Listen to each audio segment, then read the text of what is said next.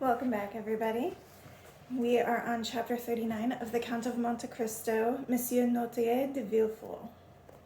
This is what happened in the house of the Beaucrot du Roy after the departure of Madame Danglars and her daughter, and while the foregoing conversation was taking place. Monsieur de Villefort entered his father's room, followed by Madame de Villefort.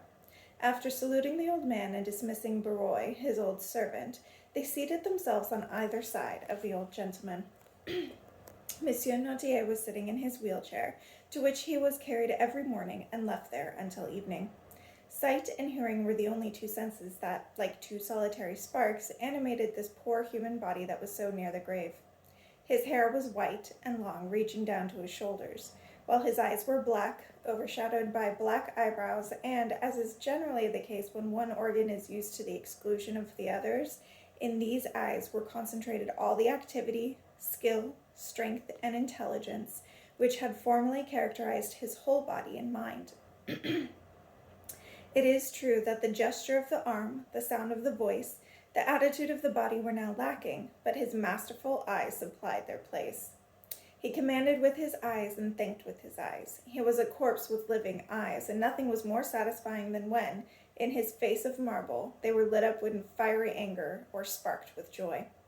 There were only three persons who understood the language of the poor paralytic: Villefort, Valentine, and the old servant.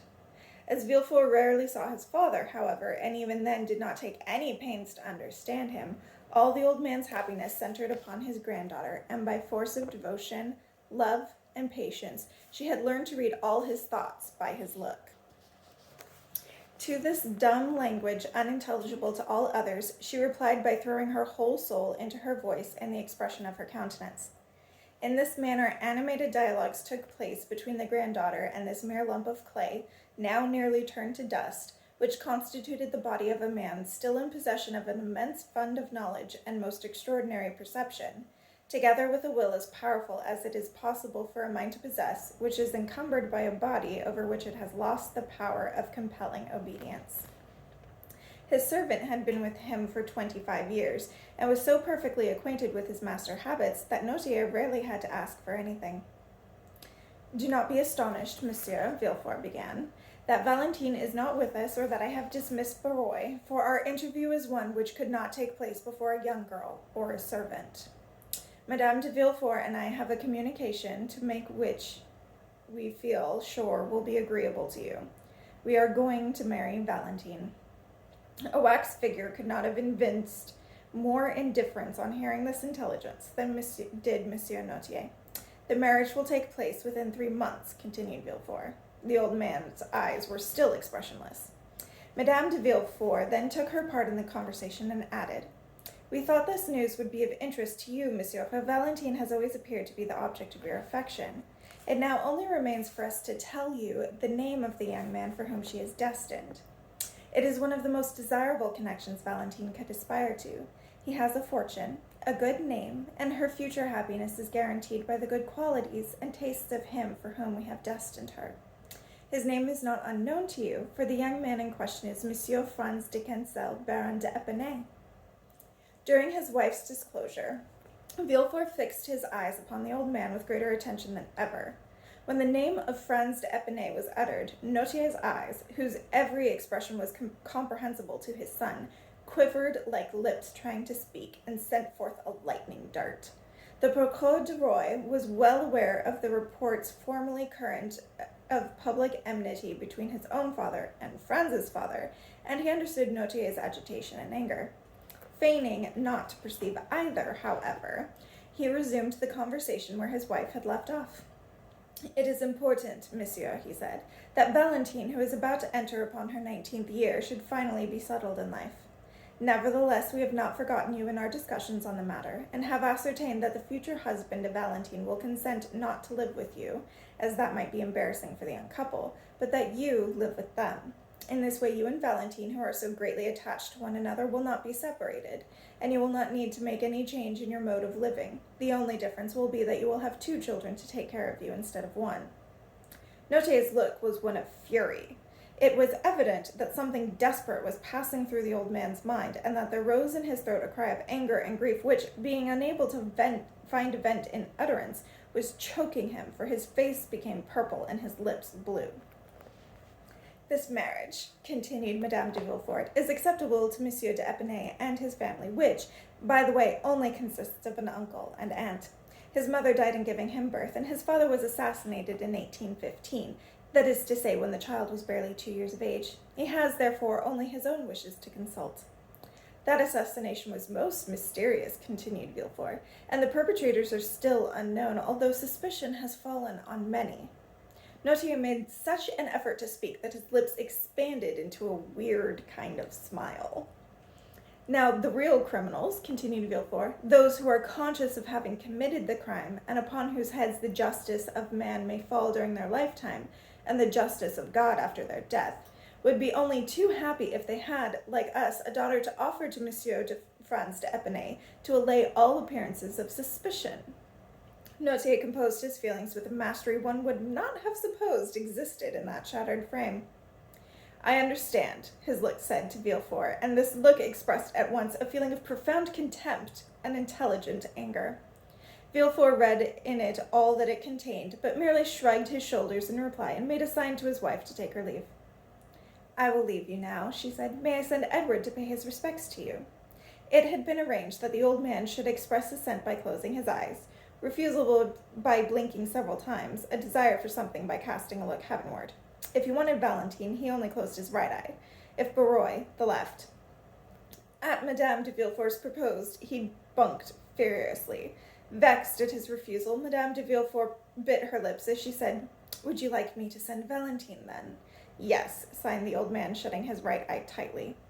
Monsieur and Madame de Villefort bowed and left the room, giving orders for Valentine to be summoned. She had, however, already been warned that her presence would be required in her grandfather's room during the day. Still flushed with emotion, she entered as soon as her parents had left. One glance at her grandfather told her how much he was suffering, and that he had a great deal to communicate to her. Grandpapa, dear, what has happened? She exclaimed. Have they vexed you? Are you angry? Yes, said he, closing his eyes. With whom are you angry? Is it my father? No. With Madame de Villefort? No. With me? The old man made a sign of assent. With me, repeated Valentine, astonished. What have I done, dear grandpapa? I have not seen you the whole day. Has anyone been speaking against me? Yes, said the old man, closing his eyes with emphasis. Let me think. I assure you, grandpapa, Monsieur and Madame de Villefort have been here. They must have said something to annoy you. What is it? How you frighten me. Oh, dear, what can they have said? She thought for a moment.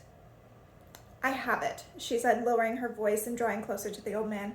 Did they perhaps speak of my marriage? Yes, replied the angry look. I understand. Are you afraid I shall forsake you and my marriage will make me forgetful of you? No, was the answer. Did they tell you that Monsieur de Epinay agrees that we shall all live together? Yes. Then why are you angry? The old man's eyes beamed with an expression of gentle affection. I understand, said Valentine. It is because you love me. The old man made a sign of assent. Are you afraid I shall be unhappy? Yes. Do you not like Franz? His eyes repeated 3 or 4 times, no, no, no. Then you are very grieved? Yes. Well, listen, said Valentine, throwing herself on her knees and putting her arms around his neck. I am grieved too, for I do not love Monsieur Franz de Epinay. If only you could help me. If only we could frustrate their plans. But you are powerless against them, though your mind is so active and your will so firm. As she said these words, there was such a look of deep cunning in Noirtier's eyes that the girl thought she read these words therein. You are mistaken. I can still do much for you. Noirtier raised his eyes heavenward. It was the sign agreed upon between Valentine and himself whenever he wanted anything. What do you wish, grandpapa? She then recited all the letters of the alphabet until she came to N, all the while watching his eyes with a smile on her face. When she came to N, he signaled assent. Then what you desire begins with the letter N. Now, let me see what you can want that begins with the letter N. Na, ni, no. Yes, the old man's eyes. Valentine fetched a dictionary, which she placed on desk before Noirtier. She opened it, and as soon as she saw that his eyes were fixed on its pages, she ran her fingers quickly up and down the columns. All the practice she had during the 6 years since Monsieur Notier first fell into his pitiable state had made her expert at detecting his wishes in this manner, and she guessed at his thoughts as quickly as though he himself had been able to seek for what he wanted.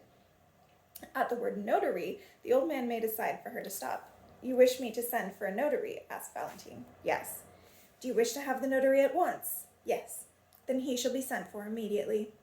Valentine rang the bell and told the servant to request Monsieur and Madame de Villefort to come to Monsieur Notier. "Are you satisfied now?" Valentine asked. "Yes, I am sure you are. But it was not easy to discover what you wanted, was it?" And the maiden smiled at her grandfather as though he were a child. Okay.